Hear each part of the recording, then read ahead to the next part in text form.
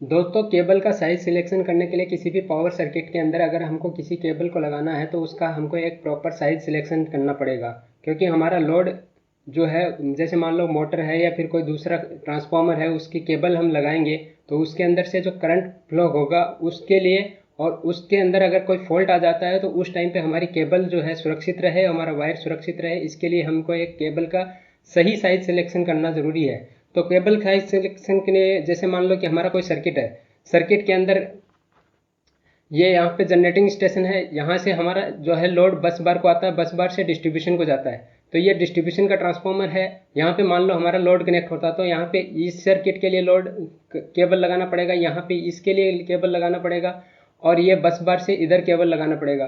तो इन सभी के लिए हमको क्या है, अलग अलग साइज़ की केबल का सिलेक्शन करना पड़ता है, क्योंकि सबके ऊपर करंट जो है वो अलग अलग फ्लो होता है। तो इसके लिए हमको क्या है, एक कुछ क्राइटेरिया होते हैं कि भी किसी भी केबल को साइज सिलेक्शन करने के लिए। तो वो 3 क्राइटेरिया मुख्यतः होते हैं। पहला क्राइटेरिया होता है short circuit criteria. Short circuit criteria का क्या मतलब है कि किसी भी सर्किट के अंदर अगर कोई फॉल्ट आ जाता है तो उस टाइम पे, जैसे मान लो शॉर्ट सर्किट में क्या हायर करंट फ्लो होता है, तो उस करंट को बेयर करने के लिए सर्टेन टाइम के लिए, जब तक कि हमारा ब्रेकर ट्रिप नहीं होता है तब तक के लिए केबल जो है सुरक्षित रहे, इसके लिए हमको क्या है, शॉर्ट सर्किट का करंट कैलकुलेट करना पड़ता है। उसके बेस पे ही हम जो है केबल का सिलेक्शन करते हैं। दूसरा क्राइटेरिया होता है हमारा एम्पेसिटी क्राइटेरिया, यानी कि केबल एक सर्टेन टेम्परेचर के लिए ही डिजाइन होता है, उससे ऊपर या उसके नीचे के लिए अगर हमको यूज करना है उस केबल को, वो अलग टेम्परेचर रेंज में या हमारा इन्वायरमेंट कंडीशन अलग है, तो उसके लिए हमको क्या है, उसका एम्पेसिटी फैक्टर निकालना पड़ेगा। डी रेटिंग फैक्टर निकाल के उस केबल का डायमीटर जो है सिलेक्शन करना पड़ता है। और तीसरा फैक्टर आता है वोल्टेज ड्रॉप का, यानी कि लंबी लेंथ के लिए केबल को हम जब यूज करते हैं तो वहाँ पे हमारा स्टार्टिंग वोल्टेज यानी कि सोर्स वोल्टेज और ड्रॉप वोल्टेज यानी कि लोड वोल्टेज हमारा अलग अलग हो जाता है, तो वो भी हमारा वोल्टेज रेंज के अंदर, वोल्टेज ड्रॉप रेंज के अंदर ही होना चाहिए। इसके लिए भी हमको कैलकुलेशन करना पड़ता है कि वोल्टेज ड्रॉप जो है वो कितना होना चाहिए। ये भी हम बात करेंगे इस वीडियो के अंदर। नमस्कार दोस्तों, मेरा नाम है महेंद्र कुमार सैनी और आप देख रहे हैं MKSM टेक गाइड। दोस्तों, पहला क्राइटेरिया है short circuit criteria. Short circuit criteria का क्या मतलब है कि जब भी हम किसी केबल को हम यूज करेंगे तो उसके अंदर अगर कोई फॉल्ट आ जाता है तो उस टाइम पे हमारा जो सिलेक्शन किया हुआ केबल है वो शॉर्ट सर्किट करंट को बेयर करना चाहिए। जैसे कि एक एग्जांपल लेते हैं, और एग्जांपल के से पहले मैं आपको एक चीज़ समझाता हूँ कि शॉर्ट सर्किट करंट जो है कैलकुलेट किस फॉर्मूले से किया जाता है। तो जैसे कि हमारा जो एरिया हो, केबल का एरिया जो क्रॉस सेक्शन एरिया होगा वो कैलकुलेट किया जाता है इस फॉर्मूले से, यानी कि आई ये फॉल्ट करंट है और √T, ये T क्या है, ये हमारा करंट बेयरिंग टाइम है, यानी कि फॉल्ट आने के बाद में जो हमारा शॉर्ट सर्किट करंट फ्लो होगा वो करंट फ्लो होगा कितने टाइम के लिए, तो उसके लिए है। और ये एक यहाँ पर जो केबल का इंसुलेशन होता है, केबल का इंसुलेशन का एक फैक्टर होता है, उससे हम डिवाइड करके ये क्रॉस सेक्शन एरिया निकालते हैं केबल का। यहाँ पे आई क्या है, आई हमारा फॉल्ट करंट है, फॉल्ट करंट।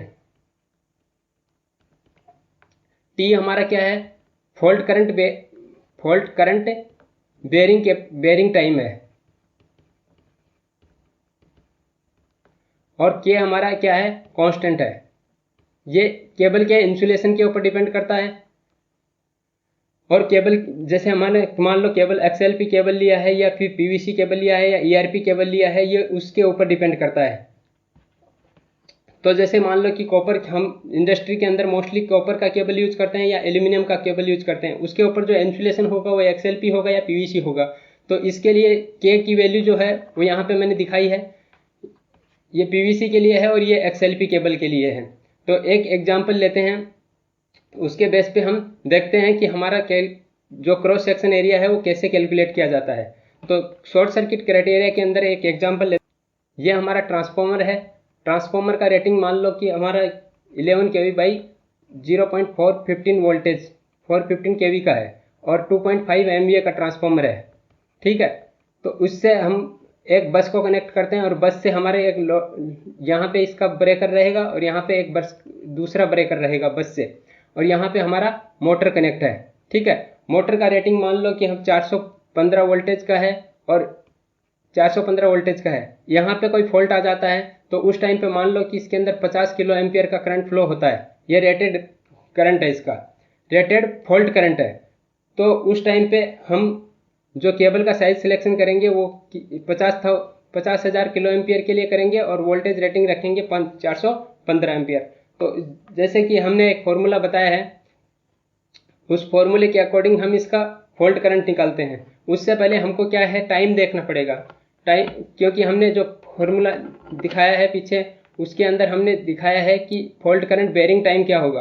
तो फॉल्ट करंट बेयरिंग टाइम इस केबल के लिए, जैसे मान लो कि यहाँ पे कोई रिले है, ठीक है, रिले का ऑपरेटिंग टाइम, यहाँ पे कोई रिले, इसको ब्रेकर को ऑपरेट कराने के लिए एक रिले होगा। रिले का मान लो कि ऑपरेटिंग टाइम 0.05 सेकंड का है, तो वो ब्रेकर को ऑपरेट कराएगा 0.06 सेकंड के अंदर मान लो, तो टोटल टाइम हमारा होगा 0.11 सेकंड, ठीक है। तो हम मान लेते हैं कि करंट जो केबल के थ्रू बहेगा उसका टाइम हम 2 सेकंड मान लेते हैं, 0.2 सेकंड मान लेते हैं। तो यहाँ पे हमारा जो टी का वैल्यू आएगा वो 0.2 सेकंड पे हम कैलकुलेट करते हैं कि इस सर्किट के लिए हम जो है 50,000 किलो एम्पियर फॉल्ट करंट को बेयर करने के लिए किस साइज का केबल का सिलेक्शन करना पड़ेगा। जैसे तो हम अपना फॉर्मूला लगाते हैं, ए जो है क्रॉस सेक्शन एरिया, आई फॉल्ट करंट है हमारा, और अंडर रूट टी और अपॉन के। ये के मान लो कि मैं जैसे कि आपको बताया था कि XLP केबल के लिए, कॉपर केबल के लिए मैं मान लो कैलकुलेट करता हूँ, तो यहाँ पे फॉल्ट करंट हमारा हो जाएगा कितना, 50,000 kilo ampere, 50,000 ampere, under root T and 0.2। और फॉल्ट का इस XLP केबल के लिए, कॉपर केबल के लिए, इंसुलेशन के लिए इसका कांस्टेंट फैक्टर रहेगा, वो रहेगा 143.08, ठीक है। तो इसको जब कैलकुलेट करेंगे तो हमारा वैल्यू आएगा 156.28, ठीक है। ये हमारा स्क्वायर mm आएगा, ठीक है। ये हमारा स्क्वायर mm कैलकुलेट कर लिया हमने, यानी कि इस फॉल्ट करंट को बेयर करने के लिए हमको जो है एक 156.28 mm स्क्वायर केबल की का सिलेक्शन करना पड़ेगा। लेकिन ऐसा केबल हमको बाजार में नहीं मिलेगा, इसके लिए स्टैंडर्ड केबल चार्ट है, वो केबल चार्ट आप यहाँ पे देख सकते हैं। उस केबल चार्ट के अकॉर्डिंग हम यहाँ पे केबल का जो सिलेक्शन करेंगे वो सिलेक्शन करेंगे 185 स्क्वायर mm का, ठीक है। तो ये इस शॉर्ट सर्किट क्राइटेरिया हो गया। उसके बाद में हम देखते हैं एम्पेसिटी क्राइटेरिया। एम्पेसिटी क्राइटेरिया क्या होता है कि जैसे हम किसी भी केबल को जब डिज़ाइन करते हैं तो एक सर्टेन रेंज के अंदर करते हैं। जैसे कि XLP केबल जो यूज होता है वो डिज़ाइन होता है वो 90 डिग्री सेंटीग्रेड टेम्परेचर की रेंज में काम करने के लिए होता है, और PVC जो केबल होता है वो यूज होता है, XLPE जो होता है वो 90 डिग्री सेंटीग्रेड के लिए होता है, और PVC केबल जो होता है वो डिज़ाइन होता है 70 डिग्री सेंटीग्रेड के लिए। तो इसका कैटलॉग जो बनता है वो इसी टेम्परेचर रेंज में बनता है। हम जो यूज करते हैं, मान लो कि इसका जो रेटिंग चार्ट दिया होता है वो चार्ट दिया होता है 40 डिग्री सेंटीग्रेड के अंदर, और हम जो यूज करते हैं वो मान लो 40 से 45 डिग्री या इससे कम के लिए यूज करते हैं। तो इसका जो करंट बेयरिंग कैपेसिटी होता है, करंट कैरिंग कैपेसिटी होता है, वो बदल जाता है, यानी कि डीरेट हो जाता है। अगर हम ज़्यादा रेंज के लिए करेंगे, ज़्यादा रेंज के टेम्परेचर में यूज करेंगे केबल को, तो उसका करंट कैपेसिटी जो होता है कम हो जाता है। या कम कूल टेम्परेचर के अंदर, कूल इन्वायरमेंट के अंदर हम केबल को यूज करेंगे तो उसका करंट बेयरिंग कैपेसिटी जो है, करंट कैरिंग कैपेसिटी जो है वो बढ़ जाता है। तो एक डीरेटिंग चार्ट दिखाता हूँ मैं आपको, यहाँ पे देखो, ये एम्पेसिटी के अकॉर्डिंग है कि ये एम्बिएंट टेम्परेचर है। ये PVC केबल है, PVC केबल के लिए, XLP और ERP के लिए है। तो ये इसका डीरेटिंग फैक्टर है। डीरेटिंग फैक्टर क्या होता है कि किस केबल को इंसुलेट करने के लिए, मान लो कि हमको एक एग्जांपल लेते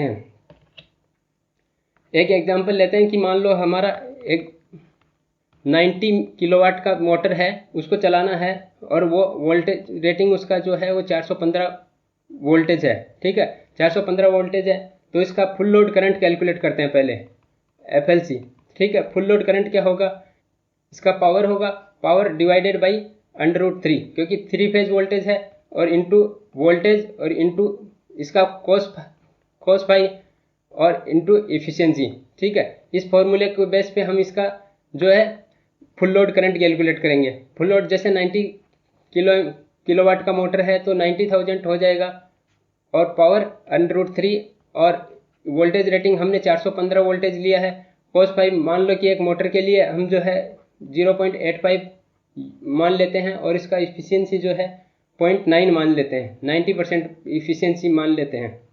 तो इसको जब कैलकुलेट करेंगे तो हमारे पास जो रेटिंग आएगा वो आएगा 163.67 एम्पियर, 163.67 एम्पियर। ठीक है, ये इसका फुल लोड करंट है। तो इस फुल लोड करंट के लिए हमारे केबल का साइज का सिलेक्शन करेंगे, तो उस टाइम पे हमको एक फैक्टर और ध्यान में रखना पड़ेगा कि हमारा एम्पेसिटी फैक्टर जो है वो इसका क्रॉस सेक्शन एरिया जो है वो इस केबल के लिए का जो क्रॉस सेक्शन एरिया होगा वो हमारे टेम्परेचर रेंज के अकॉर्डिंग जो एम्पेसिटी फैक्टर है उससे मल्टीप्लाई करने के बाद लो इसका एम्पेसिटी फैक्टर 0.6 रखते हैं, तो इससे ज़्यादा कम या इसके बराबर ही होना चाहिए हमारा फुल लोड करंट। ठीक है, तो ये फुल लोड करंट के लिए है, क्योंकि ऐसा इसलिए करते हैं क्योंकि जैसे मान लो हम मल्टीपल एक ट्रे के अंदर मल्टीपल केबल्स यूज करते हैं तो वहाँ पे हीट बढ़ता है। ठीक है, या फिर एक ही जगह पे मल्टीपल ट्रेज यूज करते हैं तो वहाँ का इन्वायरमेंट में जो है हीट बढ़ता है, तो एक केबल से दूसरी केबल के ऊपर इफेक्ट पड़ता है, इसी को हम एम्पेसिटी फैक्टर बोलते हैं। ठीक है, तो इसका सॉल्यूशन के लिए हम क्या करते हैं, जैसे ऐसा करने से हाई रेटिंग की करंट से कैपेसिटी के लिए हमारा जो क्रॉस सेक्शन होता है वो बहुत बढ़ जाता है। किसी एक लोड के लिए जैसे मान लो एक मोटर है तो उस मोटर को कनेक्ट कराने के लिए हमको जो केबल यूज कर रहे हैं वो बहुत मोटा हो जाएगा, तो उसका सॉल्यूशन करने के लिए हम क्या कर सकते हैं, मल्टीपल रन्स हम डाल सकते हैं। ठीक है, या तो एक रन मोटा क्रॉस सेक्शन का डालेंगे या फिर 2 रन डाल सकते हैं पतले क्रॉस सेक्शन के लिए। ठीक है, तो वो उस करंट को क्या होगा, 2 पार्ट में डिवाइड कर देगा, हाफ करंट इस सेक्शन से इस रन से जाएगा और हाफ करंट जो है इस रन से जाएगा। तो ऐसा करके हम जो है एम्पेसिटी फैक्टर को जो है रिड्यूस कर सकते हैं और उसकी मदद से हम जो केबल का साइज सिलेक्ट कर सकते हैं। तीसरा जो फैक्टर होता है हमारा वोल्टेज ड्रॉप क्राइटेरिया का।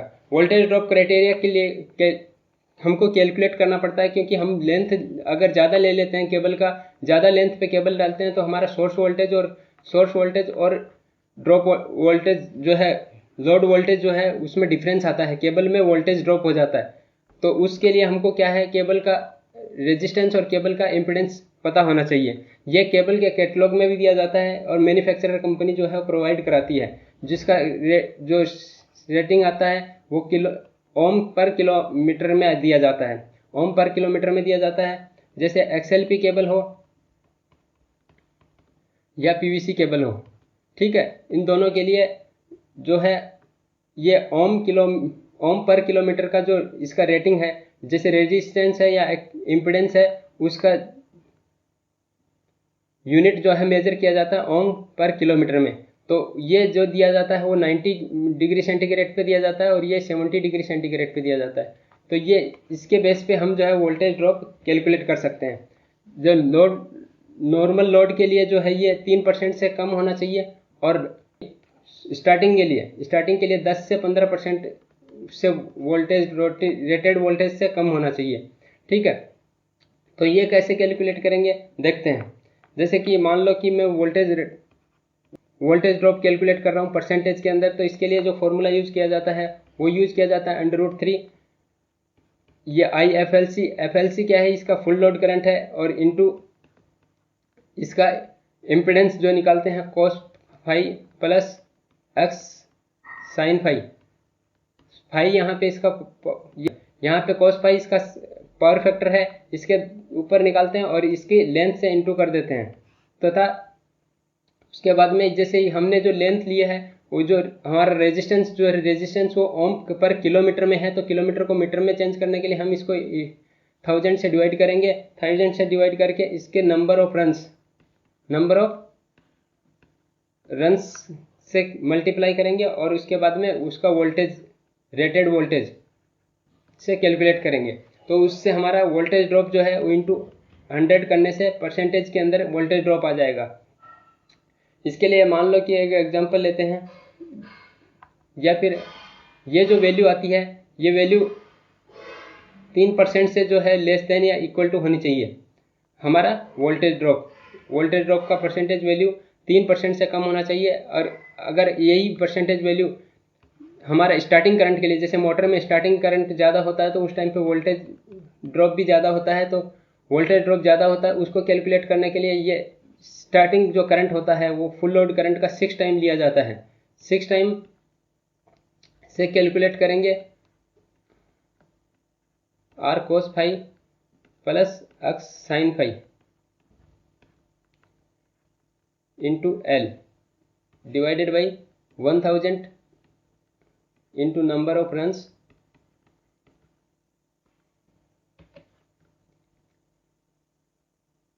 Into voltage rated.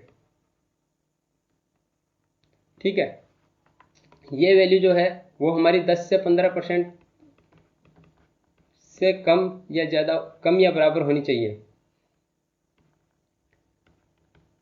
ठीक है, और यहाँ पे ये जो वैल्यू है स्टार्टिंग के लिए, हमारा जो रेटेड वोल्टेज होता है उसके लिए इसका वैल्यू 0.85 के आसपास रखते हैं हमको पावर फैक्टर। और स्टार्टिंग के लिए इसका वैल्यू 0.25 से लेकर 0.3 तक रखते हैं। और उसके बेस पे हम cos 5 का 1 निकाल लेते हैं। cos 5 से हम sin 5 कैसे कैलकुलेट करेंगे? sin 5 जो होता है वो होता है √1 माइनस cos स्क्वायर 5। ठीक है, तो इसके बेस पे हम sin 5 का मान निकाल लेते हैं। और इस तरीके से हम जो है तीनों क्राइटेरिया फुलफिल करा के किसी भी केबल का क्रॉस सेक्शन कैलकुलेट कर सकते हैं। Thank you.